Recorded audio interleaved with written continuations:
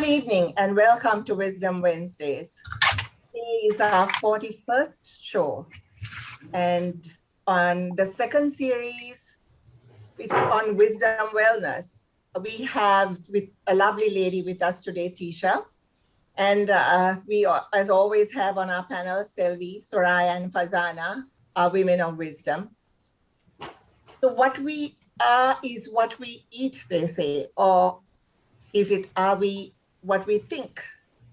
For the past 2 years, we have been in and out of lockdown. People we know have and love have passed away, jobs lost, cost of living has risen, really skyrocketed. Socially and physically separated from those we hold dear. There is no medication or pill we can swallow to help us through this period. Our coping mechanisms have been pushed to the brink. And yet, as human beings, we are programmed to carry on, to survive. In times like these, some of us have reached out to holistic healing. Holistic healing has a body and mind approach. Many forms of it has helped many achieve a stable physical and mental well-being. Clinical psychologists say that alternative healing can help in two ways. One is the therapy and the technique that they use, and another is that this practice helps relax the patient's mind. Alternative healing helps a person to introspect, which is necessary during the course of a treatment. Practitioners of alternative therapies say that alternative therapy works and alternative healing works on the subconscious mind of the patient, and hence helps them ease into therapy, which may not be possible with the use of heavy machines or medicines. Music, colors, flowers, trees, the sea, if we can feel and touch them, that helps in rejuvenating of our mind and soul. Have companies paid heed to the necessity to get help and support for their workers who have lost family in this time? You know, a healthy mind, a healthy person means more productivity. In this series of Wisdom Wellness, we have brought to you practitioners in various forms of holistic therapies, as we believe that alternative approaches are person and condition specific. Keeping that in mind, let me ask our wisdom women what each of them have to say on today's topic, nutrition and health hacks for those working from home. Over to you, Selvi. Thank you, Carol, and welcome, Tisha. We're really happy to have you with us. I think working from home has become a very important feature of our modern lifestyle. Although the facilities existed before, I think COVID-19, because of the lockdown, has brought it more into focus. And I hear a lot of people now saying, I have found out how effective working from home is, so I would like to continue with this even though the lockdown is now lifted. So working from home is here for us. It is with us to stay. So how do we now steer ourselves, change our lifestyles in order to fit this new way of working, new way of, actually being a professional, through the network, through the Zoom or through online. So for that, the nutrition actually features very high. And we've seen that in our previous sessions, how lifestyle changes are important in order to deal with our current situations, problems in this planet, and how nutrition features and looms high in this change of lifestyles. So I'm glad that Tisha is here with us to tell us how we can use nutrition to actually assist the new working lifestyle of men and women in this country and in the world, in fact. Thank you. Thank you. Thank you, Selvi. Soraya? Lifestyle of men and women in this country and in the world, in fact. Thank you so much. I was just posting also on my Facebook. I am so excited to welcome Tisha because not only is she talking about health and wellness, we know this, but she's giving us credible information. I think in any sphere, understanding the source of why we should do this is very critical, because good nutrition today is a struggle, and we should get on the right side of wellness. So we are looking forward to sharing that information together with our esteemed guest, and again, as always, reach to the maximum number of women who are watching, together with the men, of course, because your contribution to national wellness and national unity is critical for us in this program. Thank you, Tisha. Fazana? Thank you, Karen. Tisha, I'm really happy that you accepted our invitation and joined us today. So I've known Tisha for many, many years, and I have participated in some of her programs, and they have been all unique and excellent and educative, and it has really helped change my life. In fact, my first exposure to Qigong was at one of Tisha's programs, and then I got the Qigong master to come home and train me as well. So Qigong, mindfulness, oh my God, Tisha, I think I've attended quite a few of your sessions, yoga, and various other talks and little panels that she does. So Tisha is innovative, her approach is innovative, she reaches different target groups, and I love the way she works, and her knowledge is immense, and she's always ready to help out. If I drop her a message, if I have an issue on something, she'll send me all the resources that she has so that I can read up or refer or go and channel. So I mean, even for all of you listeners out there, even later on, keep the connection with Tisha, and you can engage with her if you have any queries. So I'd also like to use this opportunity to introduce Tisha before we hand the floor to her. So Tisha Vikramatanga is the founder of Workout LK, Sri Lanka's most comprehensive health and fitness platform that aims to inspire active living while giving credible information of resources all under one platform. Tisha has a keen interest in nutrition, psychology, movement, health sciences, design and technology, and many more. Furthermore, she has gained experience in areas such as marketing, brand management, and is currently reading as a functional medicine certified health coach from USA. So Tisha, we wish you all the best, and we're really thankful to have you on our 41st show. Over to you, Karen. USA. So Tisha, we wish you all the best, and we're really thankful to have you on. Tisha, over to you. Oh, thanks a lot for that wonderful, wonderful introduction. Yeah, it was amazing to, connect to all the wonderful ladies through Fazana. And yeah, like she said, we've been doing many programs, and well, if not for people like her, really spreading the news and, really changing society, I think this is why your platform was built. And I was really happy to hear that you had 10 sessions, and I seen some of the practitioners that you have featured are fantastic. So today will be quite, I think, unique, because I'm trying to summarize all of it, hopefully, in a very integrated fashion, because functional medicine is also all about that, looking at things in a holistic perspective. So I will talk about all these 5 pillars, probably some things you have spoken about in mindfulness, in acupuncture, in Ayurveda. So all of this combined together. So I'm going to put like a big overall, hierarchical view, but also I will deep dive into certain aspects. So if there's anything at all, like any technical facts that are a little bit unclear, please feel free to, I'm telling the audience to, clarify at the end, but I will simplify as much as possible. So it's a great summary, but I also want to, for everyone to note, please be compassionate, because you might think, well, it's a bit too optimizing. There's so much to do. I can't get all of this right. And it's completely understandable. Like, how the ladies mentioned, it's very difficult when you're in a state of despair to really look at these things. So this is why I will talk about later as well, why habits are important, but it's very difficult, we understand. This can be like a great pointer. You can see where you're kind of missing or lagging, and then keep a note, plant seeds, and then wherever necessary, when the times are more conducive, you can always revert back, seek a professional to really go forward with certain aspect that you feel you're missing. So you can just like have a feel of where you could be really lagging. And so these 5 pillars are fundamental to general well-being.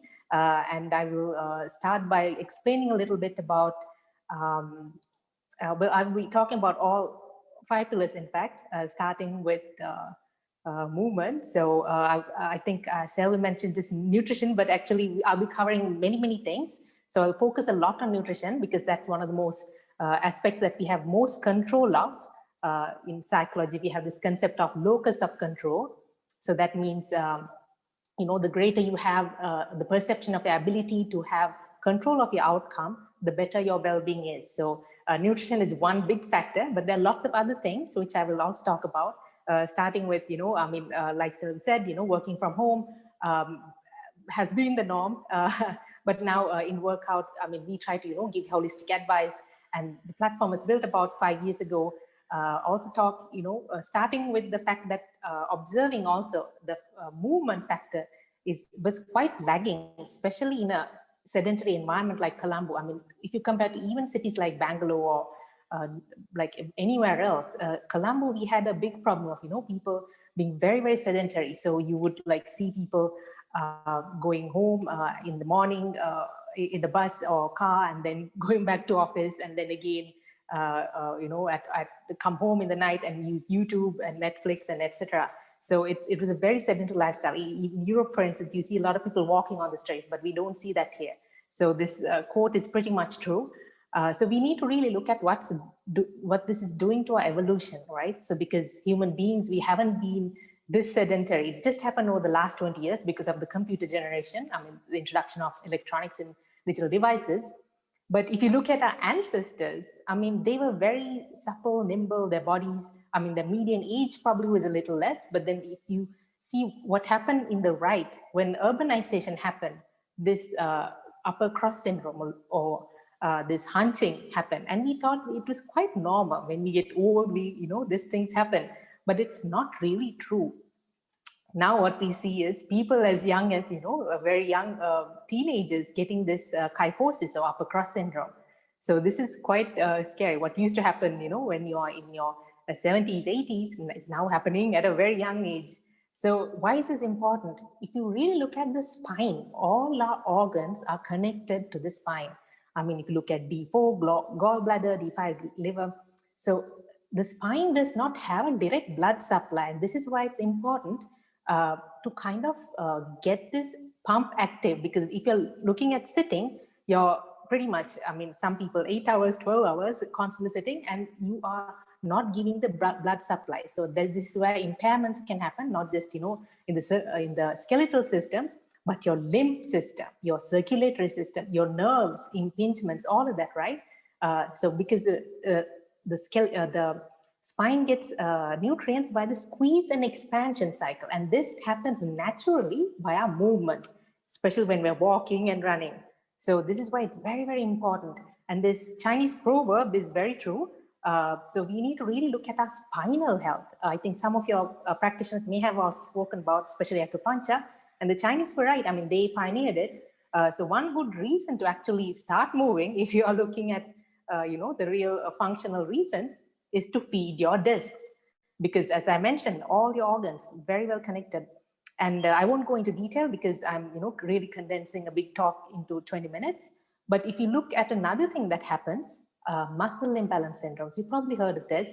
I know it sounds a bit scary, but there are little complexes, like muscles can get tight here and there, like your pec muscles can get too tight, and the posterior chain to lax, for instance, or your hip flexes too tight. So there are these kind of patterns that can happen, but it doesn't happen overnight, right? Physiotherapists usually talk about it, but a lot of people are not aware. But it's also not too alarming, because everyone, if you use digital devices, pretty much certain you have an imbalance, muscle imbalance syndrome somewhere. But the good news, it's easily correctable. And it's not just this upper cross syndrome or lower cross syndrome. There are many, many things that happen because the entire kinetic chain is connected. So if you can't isolate any one thing. So this is why it's very, very important to count exercises. So all of that may have sounded scary, but there are always solutions. And physiotherapists are the best qualified to actually give you advice on this. So I can just give you general pointers, but then if you need to look at your specific biomechanics and get them corrected, because these are easily doable. The younger you are, the easier. But the more you wait, it becomes difficult. So the more patterns you keep repeating, like RSIs, for instance, repetitive stress injuries happen because of repetition. But if you correct the patterns and you keep doing this every day, then of course your outlook is much better, and these are easily doable. Another great reason why you should actually look at physical therapies like physiotherapy. I mean, there's so many modalities like remedial therapy, osteopathy, myofascial release. I mean, there's so many different therapies. It's not just, going to the spa, but then if you look at real therapeutic interventions, they look at easing the tension in the body. And as we know, the mind and body has a reciprocal relationship. So if what affects the body affects the mind, what affects the mind, vice versa, right? So this is why tension, when it's, especially during the last 2.5 years, we were under constant stress. I mean, high sympathetic activity. So obviously we need to look at what this has been doing, right? Because we're always in a crunched position, looking at our, news feed and news, and then getting constantly, high cortisol, adrenaline. And then we need to really release this. This no adrenaline gets stored in the body. So even there's some frontier, therapists like Johnny Sano, who talks about the body trapping emotions in the body, like in our fascia, for instance. So all of these, releasing them are very, very important, especially now that the country is open. If you have, and we promote some of these therapies as well, feel free to get in touch. It's a free service. We, offer all of these, and you can even go to the website and find all of these therapists. It's very, very important to go, handle these physically as well. It's not, because sometimes we can look at the physical, mental aspect, but also the physical, the holistic aspect needs to be looked at. So, I mean, posture, it's very well understood, the 90-90-90 principle, why it works. If you look at the picture on the right, you see, blood circulation impingement. So sometimes people have migraine to, headache. Sometimes they don't know what it is. They could be thinking it's a nutritional deficiency, but it could be a postural misalignment. So these things can be corrected. I'm just, giving a rough overview. Even the chair, how you sit, can, overextend, flex. So it too needs to be looked at. And if you can't, get a proper chair, or you can actually experiment, especially when you're working from home, with a standing desk. And this is fantastic. I mean, you need to transition slowly, go with a sit-stand workstation initially, but it's fantastic. People have found to be, more productive, having more energy, etc. So this is, the middle part, Madhyama Pratipada. Not too much of sitting, not too much of standing, but somewhere in the middle is a good sweet spot. And another thing you can do is stretch if you can't do any of that, or if you're too shy, right? And something I really, really want to stress is because the last 1.5 years, we saw a lot of people gaining a lot of pounds and maybe, wanting to do exercise. And people who have never done athletics or, gone to done any exercise, they suddenly wanted to do, get fit, and they, you can't run a marathon like that, right? You have to condition your body. So then that's why we saw injuries and things like that happen. So you don't want that to happen. You can actually prevent it by, periodically building your tolerances. So it's very, very important to correct the bad patterns before reinstalling one. Meaning, like, if you have a virus in your computer, you don't install an operating system, right? You don't install Windows. You just clean it and then reinstall.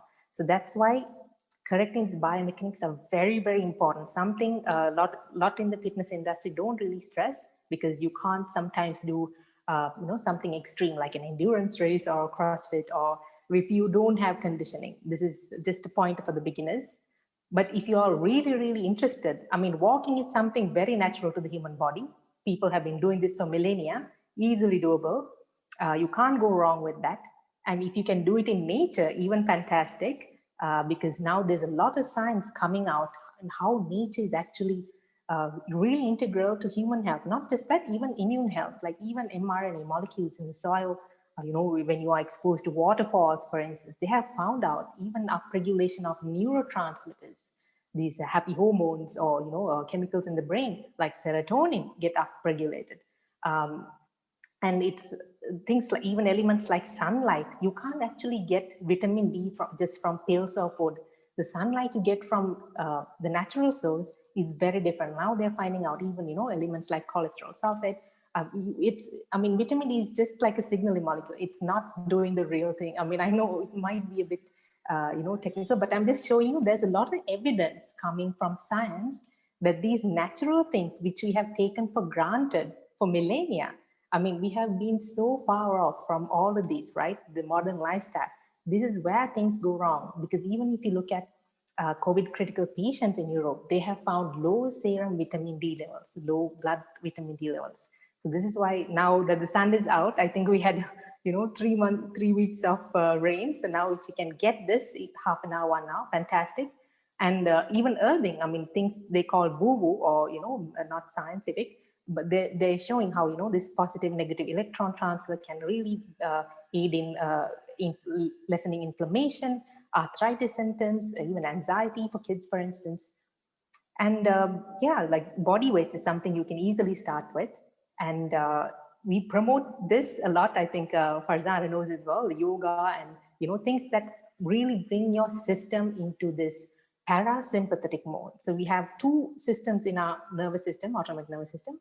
The parasympathetic is where you rest and digest. So this is very, very important because we don't actually get this now, especially during the last 1.5 years.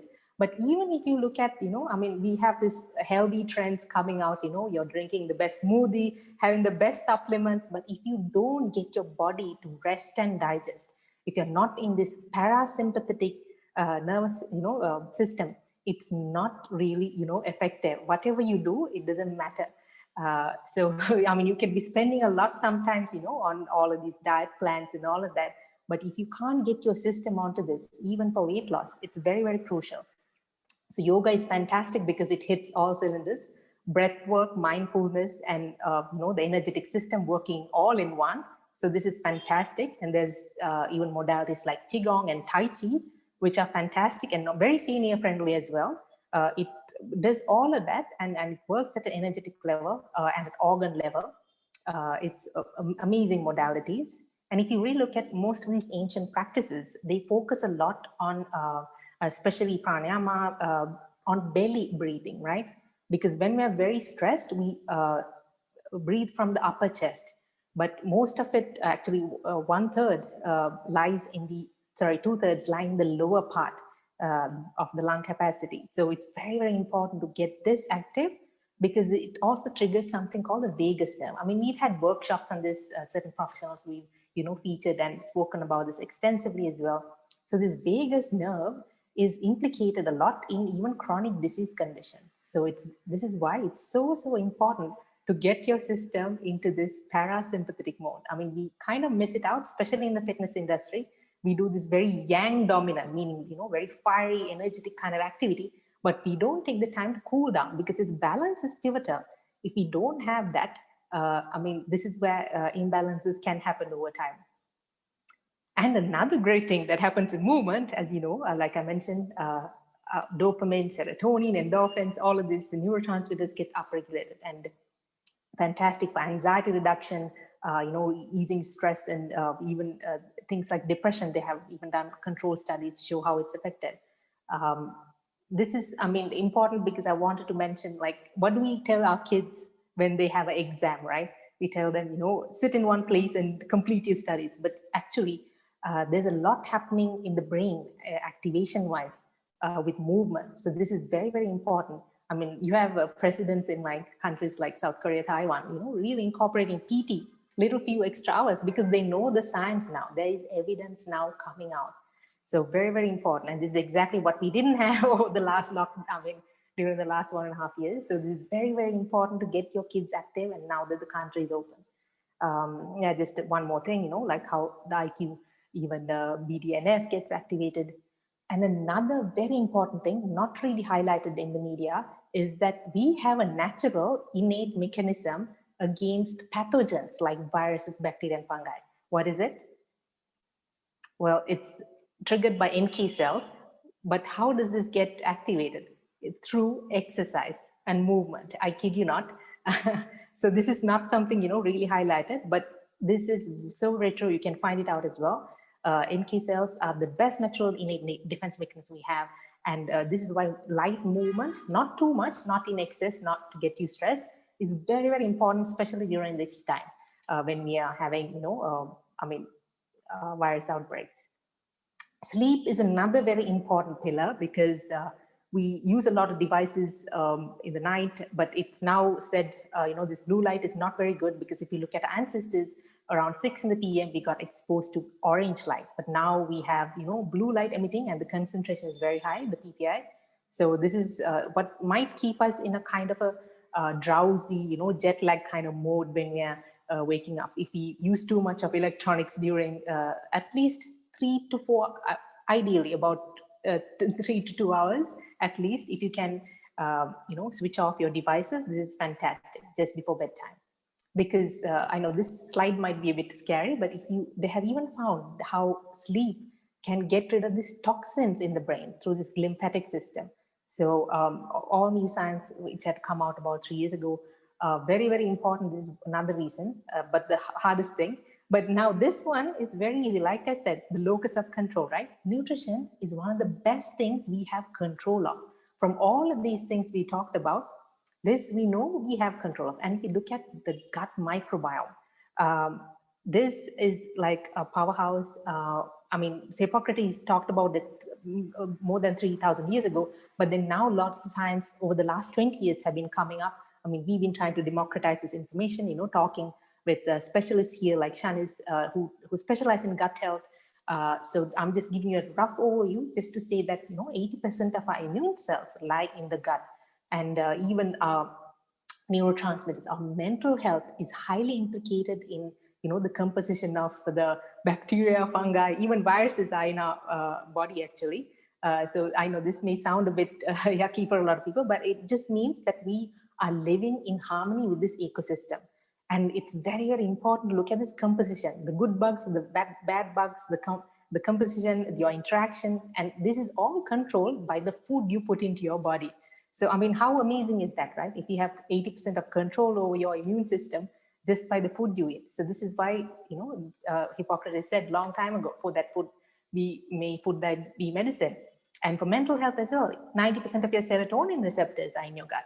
So, this is hugely overlooked. We look at, even when you're looking at mental health intervention, this is something you cannot overlook anymore.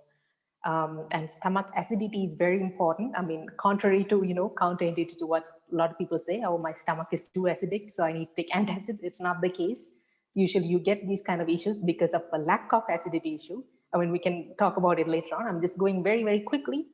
So when we're stressed, what do we reach out to? Well, a lot of people reach out to this, right? So very, very bad thing to have, because stress demands a lot of nutrients-dense food. And metabolic cofactors, meaning vitamins, minerals, trace minerals, very, very important. But it's ironic that, when we are stressed is when we reach out for the most unhealthiest food, right? But we can't blame ourselves, because, Dr. Lustig talks about it a lot.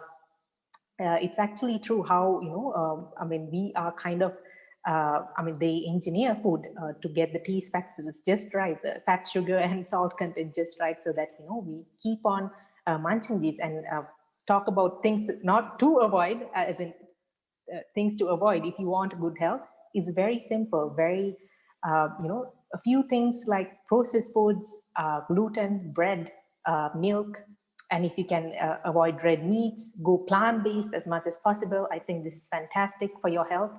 A lot of people have even reversed disease by going plant-based. So there's a lot of other things as well, like especially during the pandemic, what I've highlighted here are implicated, and there's evidence to show that these have been found low in the COVID critical patients as well. These are quite implicated in viral, defenses against viral pathogens, for instance, zinc you all heard of, but then other elements as well, like calcium, selenium, iron, copper, A, B, C, D, E, all of that. But all of this, very important, note that it has to be not synthetic, but natural, or whole food vitamins and minerals. Ideally, if you can get it through food, but if you have assimilation, digestion issues, there's whole food supplements which you can take. Very, very important, because the compounds are very different, mega molecules, to like even how they're wrapped around. Like for instance, vitamin C, we take ascorbic acid, but ascorbic acid is just outer layer of, entire enzyme complex cofactors, for instance, in natural, like a Nelly or Mandarin. So this is why I mentioned this quote, and I mean, he understood, Hippocrates understood, all things can be reversed, or everything lies in the gut health. And if you look at our ancestral diet, I mean, this is fantastic. Lots of leafy greens. I mean, we had over 230 edible greens back then. I don't know how much you can find in the polar now, but these are little things you can do. And a lot of people actually demonize Sri Lankan food to, oh, I'm putting on weight and all of that. But it's not the case. I mean, if you choose the rice grain, ancient varieties, and have cook food in the traditional style, this is optimal for our genetics, because every culture there's you need to eat the food that is optimal for your genetics. And for us Sri Lankans, well, it was all, all these herbs, spices, and fantastic food we had. And these are very important. This is why our ancestors didn't have so much disease, because even things like turmeric, ginger, fennel, cloves, for instance, antibacterial, antimicrobial. Garlic is a fantastic natural antiviral. So there's so many properties in all of this. Just to talk about mental health, I mean, this is the pillar, foundation when it comes to well-being. So you can have all of that, right? But if your mental health is being sabotaged, or as in is not taken care of, I mean, none of this matters, right? I mean, if you look at all of the other pillars I mentioned about, they all feed into good mental health. But if you don't have this right, this is critical. And we cannot stress enough the importance of quality relationships, because this is foundational. I mean, you can have all the, great kale and salads to all of that, but if you don't have good relationships, I mean, there's lots of tools out there and lots of volunteer organizations and even AI apps now, which, help combat loneliness. So there's lots out there with the invention of internet you can reach out to. Very, very important. I had to stress that. And when it comes to work life, I know I'm going very, very fast because it's, 20 minutes. I usually do very long talks, but just note that we have a culture of, this work hard, play hard. I mean, it's really, I mean, there's lots of, cultural factors coming into it, new ideologies, which were not present in our culture. But then if you look at the science, what they're saying is work smart, not hard, and any work above 50 hours, it's really not good for your health. And there's even, there's a book by Bronnie Ware, The Top 5 Regrets of Dying. I think you've probably seen this. The number 2 came up to, I wish I hadn't worked so hard. So I think a lot of people did kind of realize this during the last year, but I think now people are going back to the rat race, the status quo. So I think it's good to kind of, give us a reality check, like how can I work a bit smarter? Because if you look at our foundational pillar, right, the physiological, this is the, I mean, if you lose that foundation, we saw that during the pandemic, nothing else matters. You can be, working to get the best house, the car, the best spouse, but then if you don't have this foundation, everything else crumbles on top. What's on top. So very, very, very important to, really prioritize these aspects. And yeah, this is something I wanted to everyone to kind of, really think about, because have you seen this picture in Sri Lanka? Well, I sure have not. And this is something, we see a lot, probably if you travel a lot abroad, you see lots of senior people having amazing fun, really having a ball at the parks. They're doing sports, athletics, endurance. But then I think here on this panel, we have an exception, Karen. And then I think, I don't know the other panelists, but then Farzana, they're all, being great role models. But in Sri Lanka, we don't have that. So I think everyone here has an active role to play to be these change agents, because this, this culturalization happens through role modeling. And we don't have that, but we have a lot of hope with this generation and this, people like you at this panel.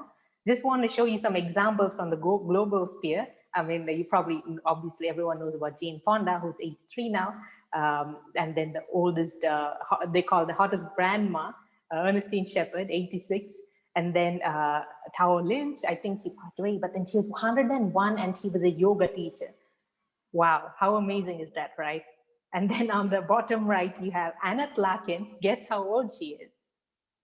she is a raw vegan and now she's 81, I think. So exactly. So you have a fantastic role model in your panel, Carol. I think I was really surprised to hear her story. Maybe you can reveal at one point your age, and she's doing amazing work, like working out a few hours a day, every day. I was really impressed. So we need more role models like this, to really get our young generation, and not just our young generation, the peers, anyone who's listening in your audience. You have, an amazing group of women who want to empower and, give this information. So we need to really translate this information, and, democratizing this information is our goal as well.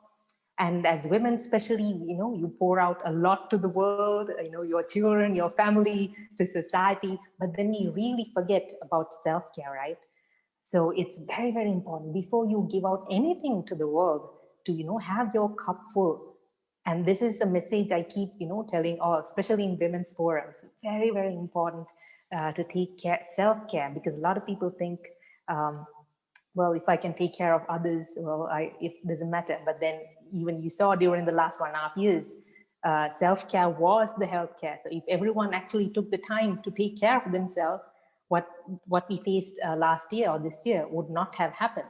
So this is why it's such a big responsibility individuals have to really, take that responsibility to the self. And I love this quote by Jim Rohn, take care of your body, because that's the only place you live in. So with that quote, I'm gonna stop the presentation part, but I would love to take questions. And maybe I went too fast, because I usually don't go this fast, but I had to, really condense everything, give a summary. But like I said, yes, Soraya. Oh, Tisha, thank you so much. It was so informative. And you ended with Jim Rohn. He's one of my favorite gurus. He also said, careful whom you motivate. If you motivate an idiot, you have a motivated idiot. So, so I think also to be careful.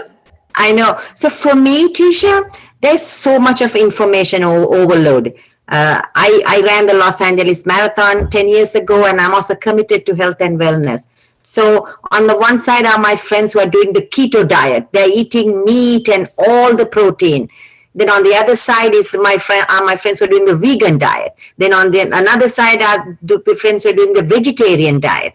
So this dance between, should I eat meat? Should I go vegan? Should I go raw? What is the Madhya Pratipadana, the center that you would tell people like us who are committed but are also having kind of an information overload? Absolutely. Very good question, Soraya. And actually, I was quite surprised. I didn't know about your background about being an athlete. So amazing. So I think I should have had your pictures on that slide into the thank you. So yeah, a lot to discover about you as well.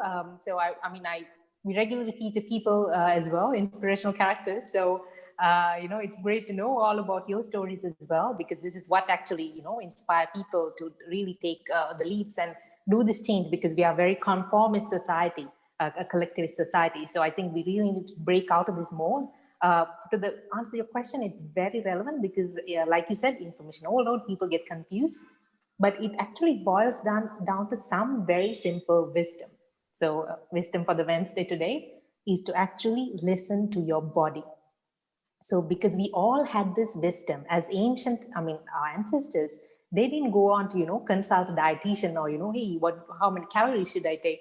No, that was all, a new modern invention, even sometimes to capitalize on the ignorance of the masses. But if you really look at, if you're really in tune with your body, this is where practices like yoga, mindfulness, pranayama, even, cleaning up your diet can sometimes give your body-mind connection a bit more stronger, make it stronger, so that you actually are the doctor. You become your own doctor, and you don't have to go anywhere else. All the wisdom lies within you, because when you eat something, you are readily receptive. You know exactly if it's working for you. You can get an immediate signaling, or you can be receptive over a day. This disconnection has happened because we have been overloading ourselves with so much of toxic food. All of these, processed foods, which are actually made to alter our taste buds. And this is not untrue. There's been lots of studies done by even, Dr. Robert Lustig, Felice Jacka, who has shown, how even these junk food are affected as, increasing depression and mental health, like even suicide in teenagers, young adults. So it's very, I mean, the food has a huge impact, like on the gut microbiome, like I said, because it turns off genes on and off as well.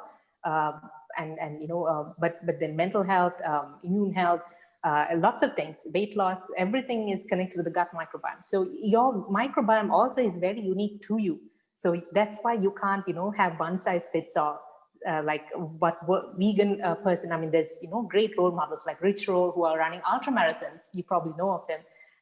So he's a raw vegan. But then there are other people who that doesn't work. Like for instance, the ALA conversion for omega-3 doesn't work so well. So genetic SNPs like that. But so that's why it's very important to individualize, custom tailor. This is where coaches or dietitians help. But then if you really are connected to yourself, I mean, you have to be, really clean. You have to have a clean body, because if you're eating junk food, you can say, oh, I'm connected to myself. I need a Coke.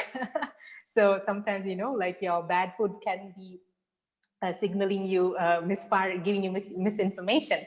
So this is why, cleaning up yourself is very important. But it's very individual, Soraya. Great question. So what works for someone doesn't. But in general, fat diets don't work. And if any extreme diet, it should be very short term, if at all. It should be for a purpose. For instance, the elimination diets, the keto diet, if it's for a purpose, whether it's for brain function or glucose metabolization, glucose regulation, and then you go back to normalcy at some, some moderate level of back to the ancestral diet, ideally. Thank you, Tisha. At some point, I know there are other questions. Will you please tell us at some point, there are other questions, what you eat, how you start your day, lunch and dinner, okay? Thank you. Okay, great, yeah. So Tisha, a couple of questions that I had. One is, this mental health issue.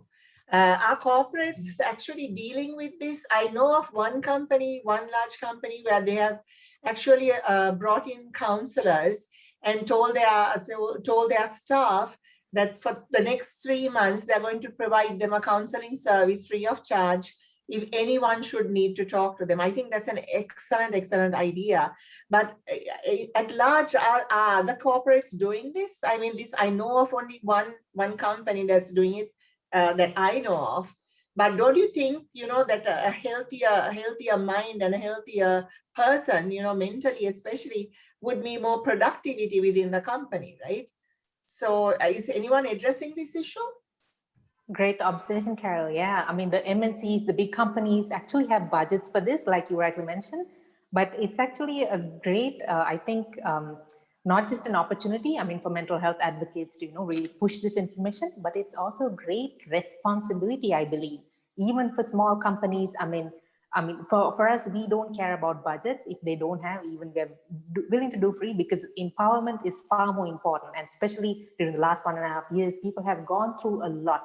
And sometimes their work life has merged and they're spending more than 2/3 of their life dedicating their life for work. So I think it's an employer's responsibility to really take care of them and, really push these messages, because sometimes people, the general public, have a limited pool of worry, they call it, right? So they have to worry about the kids going to school, homeschooling, finances, getting food to the table the next day, for instance. So they can't really look at all of these aspects. And this is why I, always quote this by my mindfulness teacher. It mentions this a lot. It's a Greek quote, actually. It says, in times of crisis, we don't rise to the level of our expectations, we fall to the level of our training, right? So this is why habituations become so very important. I mean, this is why you see, athletes like you, Carol, Soraya, probably as well, you do your workout every day. When I had a call with you, you said you do it every day, and I was really impressed.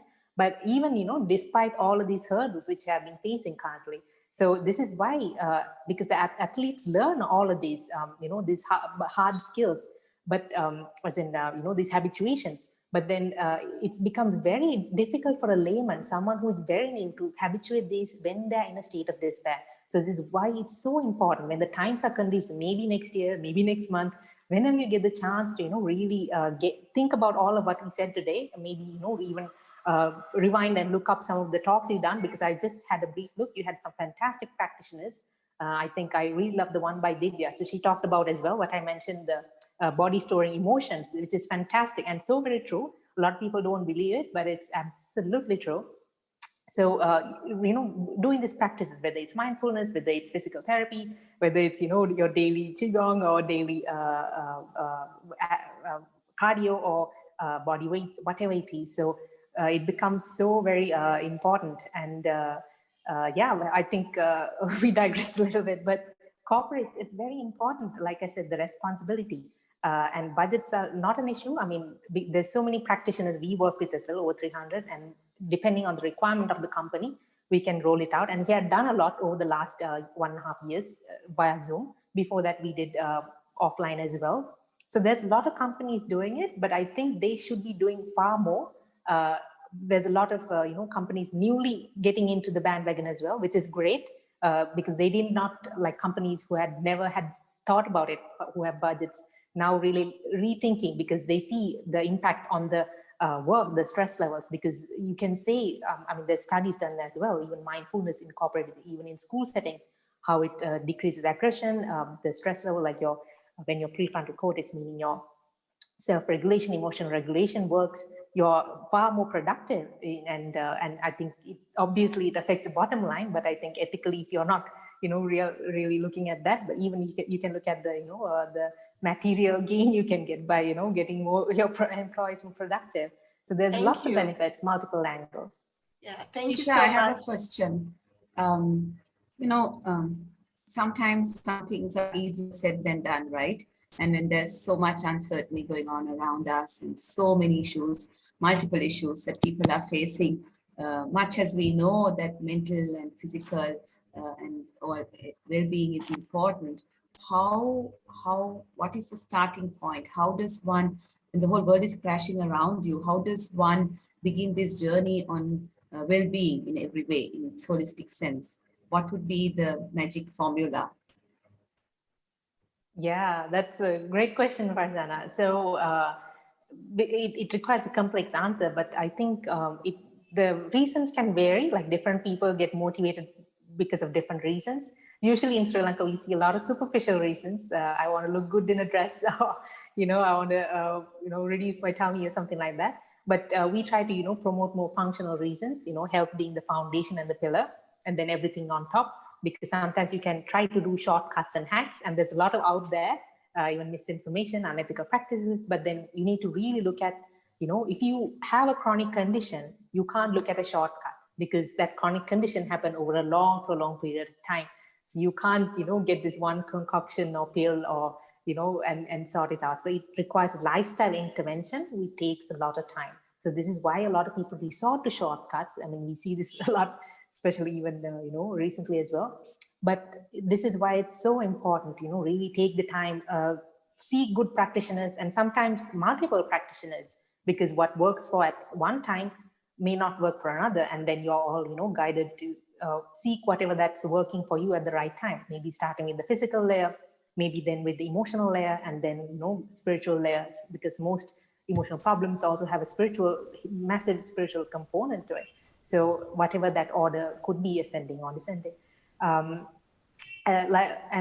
also, Farzana, it's a lot of times we see people getting, like this, for instance, the pandemic was an inflection point. A lot of people got scared, and then they saw, there's sometimes loved ones deceasing, so they got motivated. But this is something we've been telling even pre-pandemic, do not wait till crisis hits for you to, habituate this, because, we have great 3 examples here, probably Sylvie as well. I don't know much about you, but it's very, very important for people to really habituate anything. Maybe it's the sleep factor, maybe it's the food factor, which you have most control of, whatever it is, wherever you're lagging, incorporating it, because you never know when the next pandemic, when the next, climate change crisis, whenever comes, you can't wait for that. Please do not wait for crisis moments. Whenever you can, habituate this. Little simple things. It takes a long way. This is where we also give guidance for health coaches, all these lifestyle coaching and, using a lot of positive psychology, how you can really habituate. So we give this kind of advice as well on our platform. But it's very, very important. However way, whatever that motivates you, even if it's superficial reasons to start with, you then will find, the ultimate health or well-being reasons. And yeah, it's sometimes scaring yourself is also good artificially. So I think sometimes in my talks, I scare people as well, young people especially, because you kind of need to artificially induce some certain, strong emotions to get this behavioral modification going. Thank So you. Selvi, did you have a question for Tisha? Yes, actually, I'm very inspired by Tisha's presentation, which actually encapsulates the entire Wisdom Wednesday sessions that we have had, and the 4 or 5 pillars that she's talking about, and particularly her emphasis on the mental health. Because having a healthy relationship, as she rightly put, first of all, it has to be with us. We have to have a good relationship with yourself, and then have a good relationship with other people and the world around us. But, by being kind to one's own shortcomings, we need to accept ourselves with all the blemishes and faults. We need to develop a mental state to say it's okay to be me, whichever way I am. And then you're in a position to contribute to the outer world, as it were. And also, she made a very good point about the emotions being encapsulated or trapped in the body, right? So, having a healthy relationship with other people is so important in this matter, in terms of health and well-being and wellness. Avoiding hate, anger, bitterness with other people, hate and anger, because creates a chemistry in you that acidifies your whole body and burns your internal organs. The story of the woman, I'd like to just mention, if I've got the time, is that a woman came to a doctor, Dr. K.B. Hegde. He's a very famous, world-renowned doctor. And she said, look, I've got a headache and it keeps coming back again and again. And I've done all the tests, MRIs and whatever, but it's not going. Can you help me? And he said, okay, leave aside all your tests. I don't want to see your file. But do you hate or are you angry with somebody? She said, no. And then when he probed into her and started talking to her, he realized that she has this extreme hate towards her sister from her childhood. And he said, try and get rid of that hate and your headache will go away. So what it means is, that your health and wellness is not just food. It's not medicine, it's not doctors, it's not anything, but your emotional health, your emotional intelligence is very, very important. And in this, I think we all really need to find out how we can actually relate to other people, regardless of our faults and their faults. I think Tisha actually pointed that out. I don't think she had enough time to elaborate on it. Thank you so much, Tisha. And I'm really, really happy to see your understanding about what wellness means. Thank you, Selvi. Tisha, I have another question for you because you referred to gut health.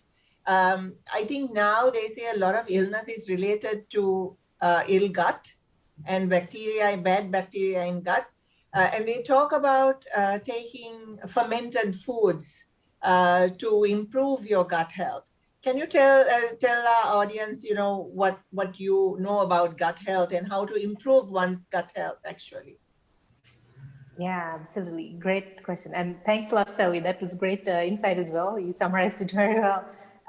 Carol, that's a good question because we see a lot of these fermented foods, kombucha to kefir to all of that coming in. I mean, nothing wrong with it. It's fantastic. Even, this topic gut health, I've been kind of following for a few years now, but then there's a specialist here as well. I mean, if anyone's interested, I would highly recommend, getting in touch with her. But then I will give you like an overall summary of all what I've, gathered from my independent research. I can say microbiome is the constituents is very, very different. Each individual, like a very different composition. And sometimes you probably have heard of even these, implants, fecal implant. So they sometimes you can see like certain obese individuals, like if you, even within the same family, they have, injected the microbiota from another person and they have, grown more like obese. So, the microbiome plays a critical role, like mental health, like, how your outlook in life. I mean, everything is related to that. And Hippocrates found this more than 3,000 years ago, and only research like the functional more frontier medical fields are finding this now, just over the last 20 years. I mean, in Sri Lanka, it's very new, but we have, tried to make it a bit more democratic and, put this information out there, because a lot of people look at isolated components, like I said, right? Maybe, mental health, it's just, CBT, or maybe, it's just that. But then no, there's no one panacea, even for immunity. I mean, we will always resort to a shortcut, but as we see immunity, even like from the pillars I mentioned, like sleep affects it, like T cell generation, like NK cells, from movement, from the food, the gut microbiota, all of our immune cell, upregulation. So, I mean, there's no one panacea, one concoction, one pill. So we don't have the shortcut. This is why a lot of people get confused, and, sometimes even things like Ayurveda, they just disapprove of it. But actually, if you look at a more holistic, because Ayurveda looks at a very holistic, I mean, multiple angles, dimensions of the human body. So you can't just say, have one little aspect of it and say this is Ayurveda. So it's, you really need to dig deep into things. So even gut health, you need to get to a specialist and identify your specific, because there are certain tests as well, like these specialists can, kind of give out, and they can find out, hey, maybe you're a bit high on mold, fungal, oh, there's maybe too much proliferation, or maybe there's some bacteria like SIBO, small intestinal bacterial overgrowth. I mean, certain compartments, in your body, whether it's colon or small intestine, certain bacteria can proliferate, but you have a big chunk of control via the food you eat. So this gets upregulated every few days. So, I mean, even every meal you can actually have control. But then if you want long lasting impact, first you have to get rid of the, bad culprits, which is like things like sugar, processed foods, gluten, and all of these red meats and things like that, because those impact, gut microbiome, and also getting into this parasympathetic system. Your stress levels affect the gut microbiota, your sleep affects it, your movement affects it. So you see, all of these are interconnected. That's why you can't isolate any one point and say, this is it. So everything works in harmony and, in synergy. Yes, Sarah, you have a question. Tisha, yes. So there is this hype about intermittent fasting, eat one meal, don't eat for 14 hours. Your views on that, and also you said about being attuned to what you are eating and being mindful. We live in a busy world. We usually grab the sandwich, get into the car, drive, and we don't even realize what we're putting in the mouth. So talk to that, and also tell us a semi-perfect diet. 3 questions in one. Thank you. Sorry, before you start off, we are coming to the end of the show. So if you can just answer what Soraya was talking about, and then just give us a brief summary, as you will, for our viewers. Thank you. Yeah, very relevant question, Soraya. So like I mentioned, even things like chewing, I mean, even I learned from my, gut specialist. So like really, I mean, there's so many things we overlook, like simple things like chewing, the simple carbohydrates get digested here, and then, taking the time so that, even the smell, we get it, and then, the pancreatic enzymes get activated and all of that stuff.